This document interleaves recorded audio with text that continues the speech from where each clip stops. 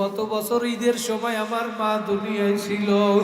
আমি যখন ঈদের নামাজ পড়তে যাই আমার জায়নামাজ আগাইয়া দিছে।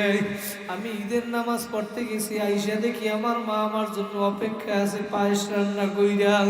হুজুর এই বছর ঈদের আসলো, হুজুর ঈদ আসলো, ঈদের নামাজ পড়তে গেলাম, কেউ আর জায়নামাজ আগাইয়া দেয় না।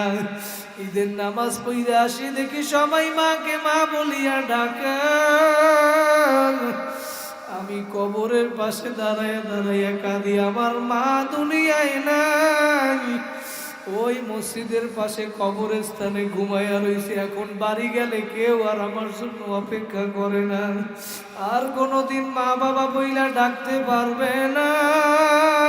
আর মা নাই, সে জানে মা কি জিনিস। যার মা নাই ওর পাশে বইসা যখন আর একজন মা বলিয়া ডাকে, যার মা নাই ওর কলিজাটা ফাটিয়া যায়। এই ময়দানে কার জানো মা নাই?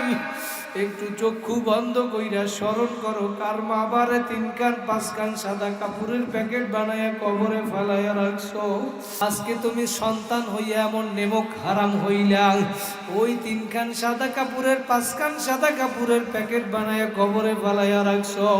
আজকে মা বাবার খবর নাও না, কবরের কাছে গিয়া বলো না রব্বির হামহুমা কামা রব্বায়ানি সগীরা।